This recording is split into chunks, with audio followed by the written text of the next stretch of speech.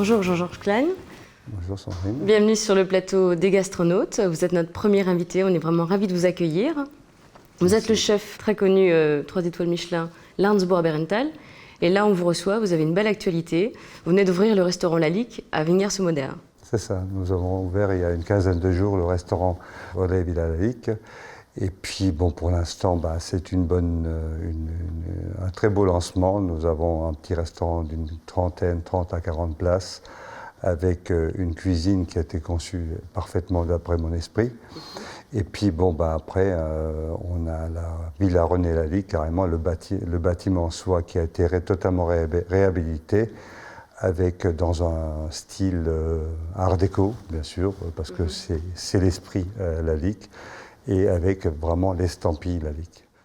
Et le principe de la mission est simple, nous demandons à nos invités de venir avec quelques photos qu'ils ont sélectionnées et dont ils acceptent de partager les temps forts de leur vie avec les gastronautes. Vous nous avez ramené plusieurs photos. On verra, on découvrira. Je retourne la première. Oui, si vous voulez bien, on va découvrir.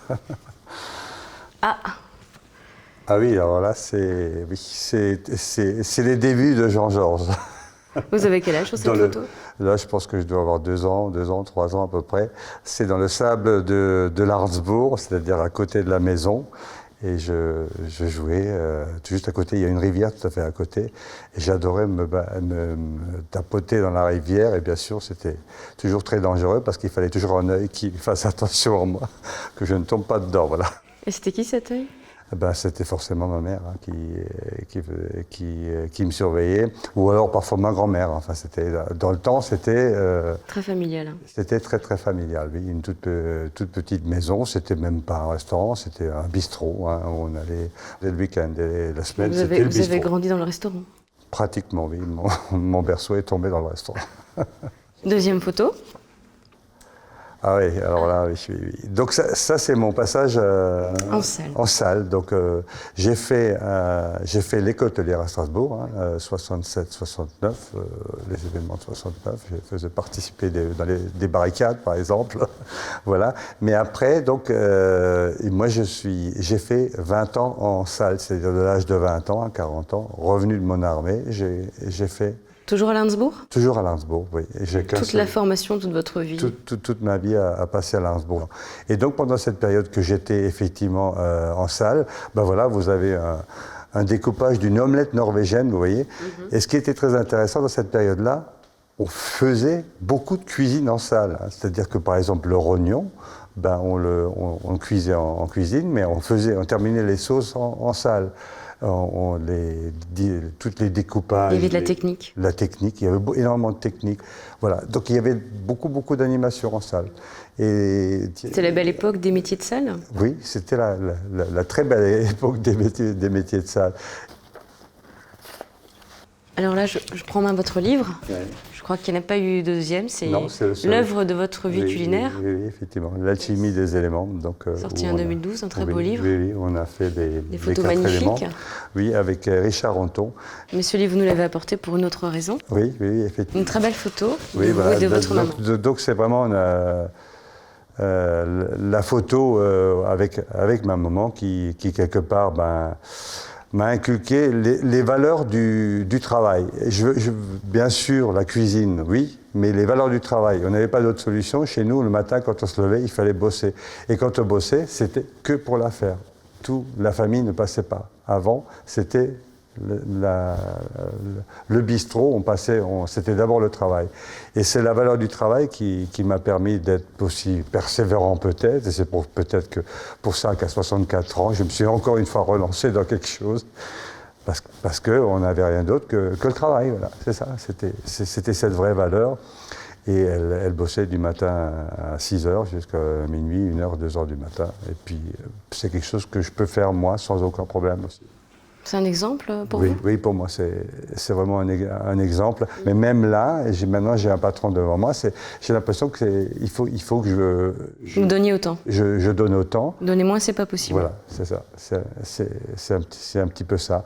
Et c'est ça que ma mère m'a inculqué. C'est ça que je voulais dire. C'est beau, hein, c'est un beau bel héritage. Et sur votre carte, Qu'est-ce qu'on retrouve? Est-ce que vous pouvez nous citer un ou deux plats?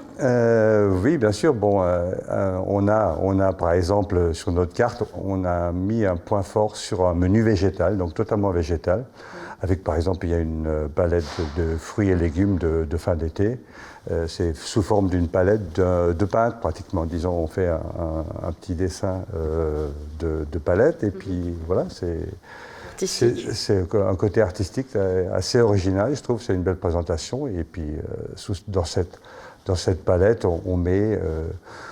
bon, c'est autour de la carotte, mais la carotte sous toutes les formes, aussi bien crue, cuite, la fan séchée, des chips de carottes en escabèche acide, voilà.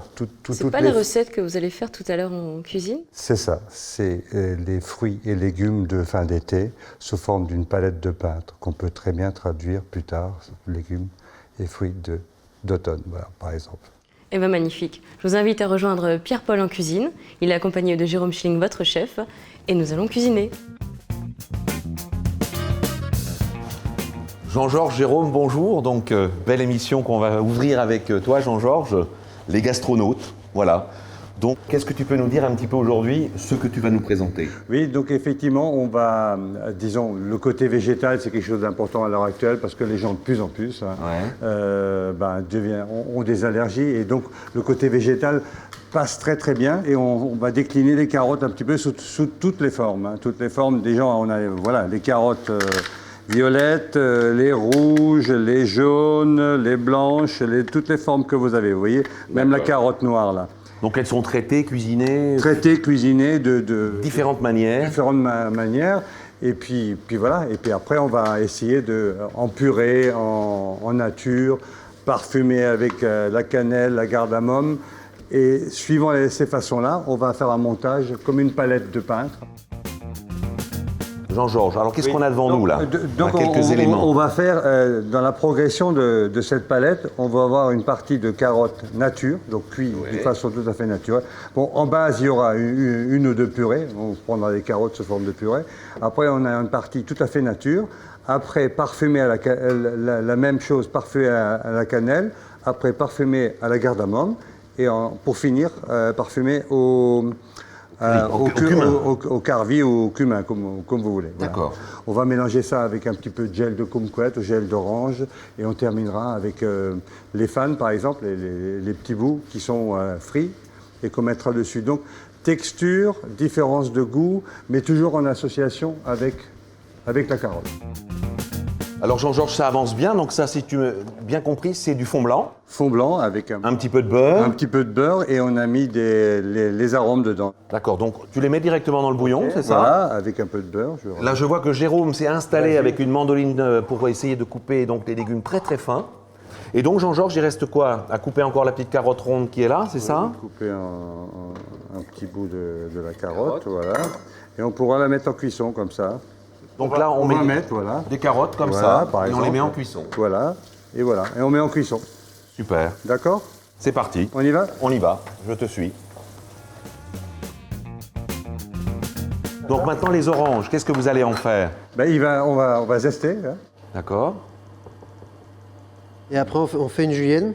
On va la mettre dans la casserole, on va la faire glisser dedans. Hein. Voilà, Jérôme va nous mettre ça là-dedans. Sur l'autre partie, on fait des petites rondelles. Ouais. Donc on les blanchit 3 fois. Après, une fois qu'elles sont blanchies 3 fois, on les met à confire. D'accord. Hein, d'accord. Dans un sirop à 30. Donc je mets un petit peu d'eau là-dessus et on va les mettre en cuisson. 300 g de sucre. Donc Jean-Georges, Jérôme, tout est en cuisson. Oui. On aura, les purées ont été faites, on a tout gardé au chaud là. Donc maintenant, il y a quand même quelque chose, Jean-Georges, que tu vas nous expliquer. C'est des espèces de petites pastilles. Des toutes petites pastilles qui est une raviole à la carotte. Donc c'est une raviole 100% du produit duquel on est en train de faire la déclinaison. D'accord. Voilà. Et donc là, tu as préparé un bouillon alors parce que tu veux les réhydrater, c'est ça? Et après, on les plonge là-dedans, par exemple, et on va les réhydrater parce que forcément, on les sèche et on les réhydrate. On se demande pourquoi. Mais c'est effectivement, autrement, ça n'a pas la texture de la raviole. Sinon, c'est pas possible. Voilà. Et donc à côté, tu as préparé un petit peu de. Là, on a fait une duxelle de girolles. Bon, c'est un peu la période. Et tout ça, voilà. Ouais. On peut faire dès que les cèpes sont là. Là, j'ai entendu que les premières cèpes commencent à arriver. On peut faire une duxelle de cèpes. Enfin voilà. Bien sûr, ouais. Donc vous le laissez hydrater un petit peu. Ouais. Et après, ben, vous faites vraiment une raviole. Bon, il faudrait la laisser un tout petit peu plus longtemps. Alors maintenant, donc, on va finaliser cette petite raviole, là, c'est ça? Et ensuite, on va donc la mettre tout à l'heure dans l'assiette creuse, on versera un bouillon chaud dessus, c'est ça que vous allez faire à peu près un bouillon à la muscade avec un petit peu de brunoise. Et donc, on pourra déguster en premier la palette et après en deuxième pour rincer la bouche et rincer de l'ensemble. On pourrait servir ça. On sert ça en deuxième lieu, voilà.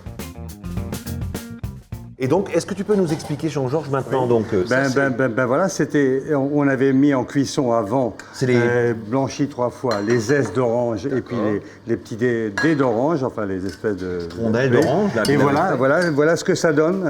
Et est-ce que tu peux nous expliquer après, là je vois qu'il y a des petites fanes de carottes. Oui, c'est des fanes, on récupère les carottes. On récupère les fanes de carottes et on les met à sécher ou à frire, plus exactement, et on les sale légèrement et on les garde au sec. D'accord, donc elles ont été faites Bien à plat, au micro-ondes, c'est bien. ça, sur du papier film? Voilà, exactement. Et on Il faut obtient ça. bien les avoir bien à plat. D'accord. Donc Jérôme m'a dit, donc vous avez fait une glace à base de carottes, une glace carotte qu'on a passée au Paco pour avoir une texture tellement, on va dire, tellement onctueuse qui va permettre donc de faire une magnifique petite quenelle. La petite tuile qui ramène le croquant sur la glace onctueuse. D'accord. Et allez-y tous les deux. Tu commences par placer la purée. Deux artistes au travail là. D'accord. Moi je sers de petites mains et en même temps je regarde parce que il y a des gestes comme ça. Donc quand on réfléchit à une assiette, toujours on regarde toujours l'ensemble et on se dit bon là on veut aller sur une palette de peintre, donc on s'imagine toujours la tenue du peintre et ces petites peintures qui sont en arc de cercle toujours quand il la tient. Donc on part déjà sur une purée de carottes qu'on a bien mixé bien fin.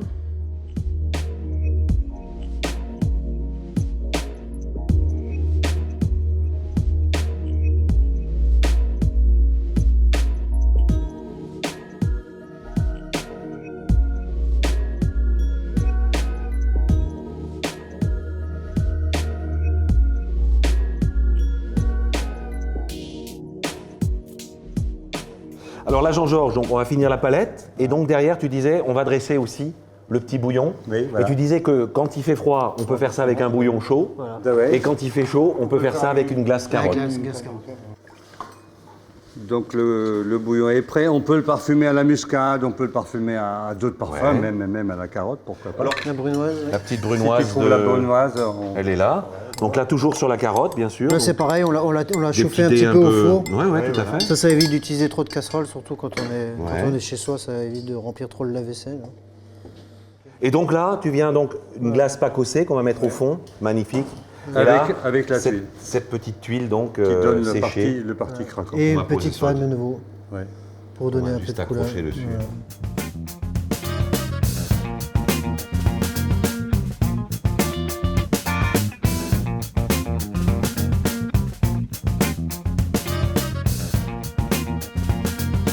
Et nous arrivons au terme de notre première émission Les Gastronautes. Un grand merci Jérôme Schilling et Jean-Georges Klein d'avoir accepté d'être nos premiers invités. Et à bientôt pour une nouvelle émission sur les gastronautes avec un invité surprise.